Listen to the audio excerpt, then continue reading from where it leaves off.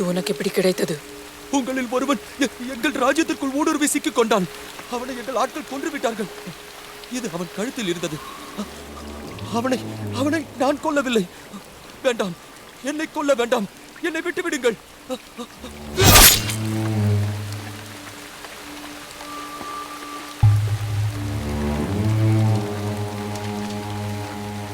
எந்த தடயமும் இல்லாமல் இந்த சடலங்களை புதைத்து விடுங்கள்.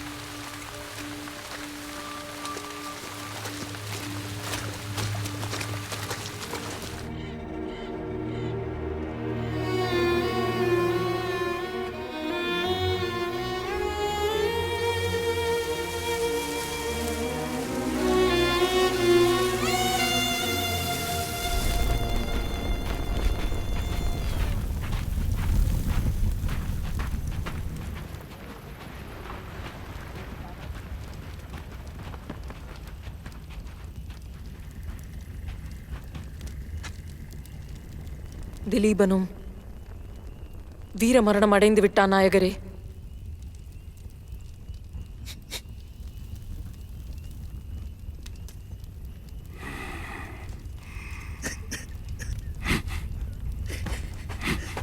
நிறுத்து! விழிவிட்டு ஒரு துளி கூட வெளிவரக்கூடாது. அந்த அரக்கன் தன் ஊரின் மத்தியில் நம் குலவிளக்கை இரும்பு சங்கிலியில் பூட்டி வைத்துள்ளான்.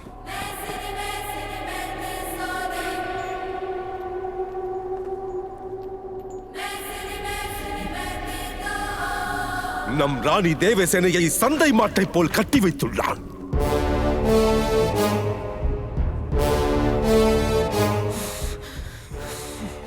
நம் கௌரவம் அங்கே மழையில், வெயிலில், புயலில் கட்டுண்டு தலை கவிழ்ந்து வதைக்கப்பட்டுக் கொண்டிருக்க நீரல்ல, நம் கண்கள் தீ கக்க வேண்டும். செய்த சத்தியத்தை மறந்து விட்டீர்களா? உயிர் துறந்தாலும் மறவோம் நாயகரே.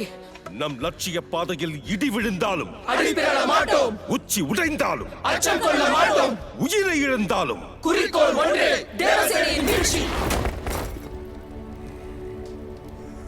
லட்சியத்தை எப்படி அடைவோம்?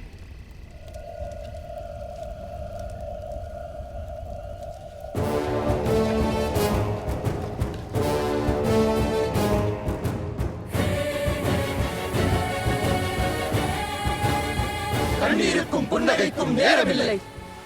உறவுக்கும் பாசத்திற்கும் இடமில்லை. உடல் குந்தல தேசத்திற்கு, உயிர் தேவசேனையாருக்கு.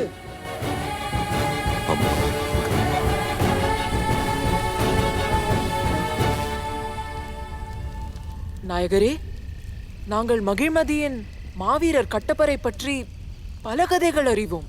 ஆம் நாயகரே. அவர் நல்லிதயம் கொண்டவராம். அவர் உதவி நாம் அணுகினால் கரிகால கட்டப்ப நாகார் உண்மையானவன்தான். உதவி செய்ய சக்தி உள்ளவன்தான். ஆனால் செய்ய மாட்டான். கட்டப்பா அரியாசனத்தின் அடிமை.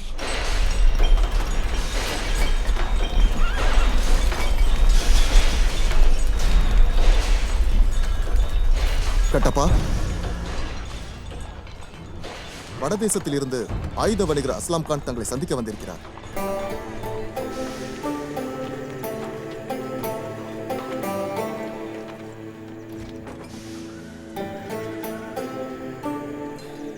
பாக்தாத் சுரங்கத்தில் எடுத்த எக்கை துருக்கியில் சுத்திகரித்து பார்சிய தேசத்து அறிஞர்களால் உருவாக்கப்பட்ட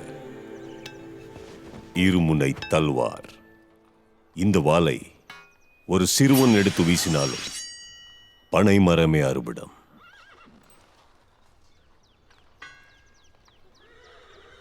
इसका नाम सिकंदर, शान शमशीर.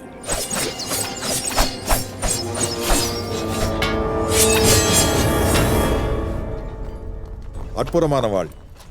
ஆனால் மன்னிக்க வேண்டும் அஸ்லாம், இந்த வாளாலங்கள் வேகத்திற்கு ஈடு கொடுக்க முடியாது.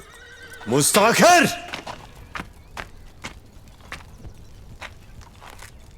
ரத்தமும் வார்த்தியம் சிந்தினால் அள்ள முடியாது கட்டப்பா. என் தல்வாரை விட உங்கள் வேகம் அதிகம் என்று நிரூபித்து காட்டு.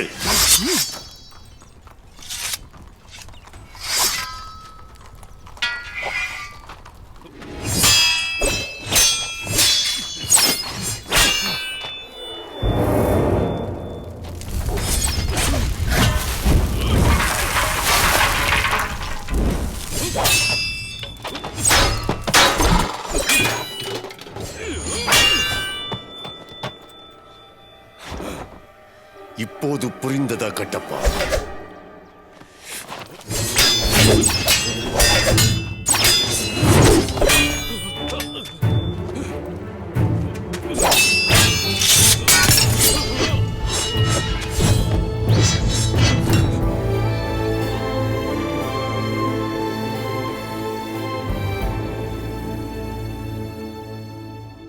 சீனா, பார்சியா, மங்கோலியா, கிரேக்கம் என்ற தேசங்கள் சுற்றி இருக்கிறேன். ஆனால் உன் போல ஒரு வீரனை நான் எங்கேயும் பார்த்ததில்லை. உன் கூட உட்கார்ந்து சாப்பிடுவது இந்த அஸ்லாமுக்கு பெருமை. வாக்கிட்டப்பா. மன்னிக்க வேண்டும் அஸ்லாம்ஜி. அடிமைகள் அரச குடும்பத்தினரோடு சரிசமமாக அமரக்கூடாது. அடி, இந்த ஆயுத கிடங்கின் தலைவன் நீ அடிமையா? ஆமா அஸ்லாம்ஜி. யுத்தத்திற்கு முன் ஆயுதங்கள் தயார் செய்ய வேண்டும். யுத்தத்தின் போது அரசரின் தலை காக்க தன் உயிரை முன்னிறுத்த வேண்டும். யுத்தத்தின் பின் அரசரின் காலடியில் கிடக்க வேண்டும். சொல்லு, உன்னை விடுவிக்க உன் அரசனுக்கு எத்தனை தங்கம் வேணுமோ கேட்க சொல்லு. அதை விட 10, 50, 100 மடங்கு தந்து அஸ்லாம் விடுவிக்கிறான். இந்த அடிமைக்கு விலையில்லை அஸ்லாம்ஜி. என் வம்சத்தில் பிறந்த அனைவரும் மகிழ்மதியின் அரியாசனத்திற்கு அடிமையாக இருப்போம் என்று என் முன்னோர்கள் எப்போதோ வாக்கு கொடுத்து விட்டார்கள். எப்போது இருந்தவர்கள் கொடுத்த வாக்குக்காக இன்னும் நீ? தந்தவர்கள் இறக்கலாம், ஆனால் தந்த வாக்கு இறக்காதல்லவா? இந்த பிறவிக்கு இந்த உடலும் உயிரும் மகிழ்மதிக்கே. விசுவாசத்துக்கு ஒரு உருவம் இருந்தா அது நீதா கட்டப்பா. உனக்கு எப்போது எது வேண்டும் என்றாலும் இந்த உயிர் நண்பன் இருக்கிறான் என்பதை மறக்க வேண்டாம் கட்டப்பா.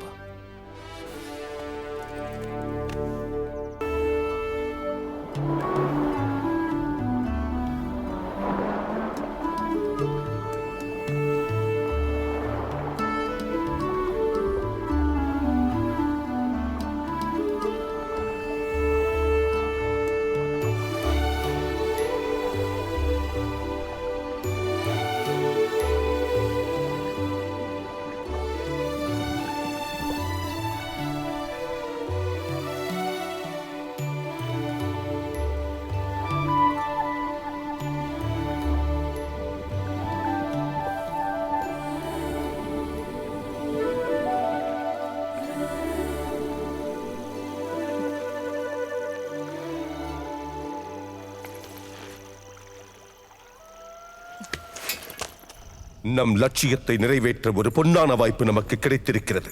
வரும் சதுர்த்திசி அன்று அரக்கன் பல்வாள் தேவனின் பிறந்த நாளை முன்னிட்டு கோலாகலமான ஏற்பாடுகள் செய்யப்பட்டுள்ளன. ராஜ்யத்தில் உள்ள அனைவரும் கொண்டாட்டங்களில் லயித்திருப்பர். இது சரியான தருணம். ராணி தேவசேனையை அழைத்து வரும் இந்த பெருமையை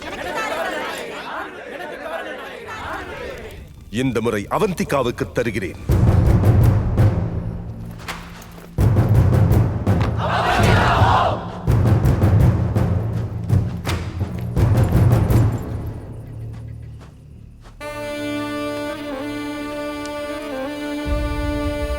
அவந்திகா, என்ன இது? இது எப்படி வந்தது? உன் மனம் லட்சியத்தை மறந்து உன் அழகை தேடி போனதால் வந்தது. தன் மேனியை நேசிக்கும் ஒருத்தி லட்சியத்திற்காக எப்படி உயிர் துறப்பாள்? இந்த பெருமைக்கு நீ தகுதியற்றவள். போ!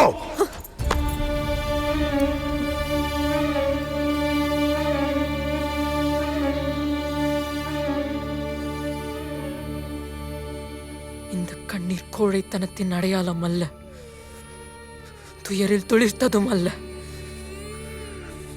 என் குருதி கொதித்து ஆவியாகி விழி வழிய சிந்திய நெருப்பு துளிகள் அவை. அதன் வெப்பம் உங்களை சுட்டிருந்தால் என்னை லட்சிய பாதையில் அனுப்புங்கள்.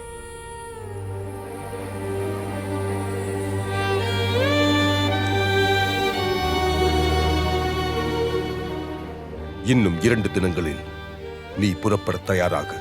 கவனமாக பணியை முடிக்க வேண்டும் அவந்திகா. அலட்சியமாக இருந்து மாட்டிக்கொண்டால் அந்த பல்வாள் தேவன் உன்னை அணு அணுவாக சித்திரவதை செய்து கொள்வான்.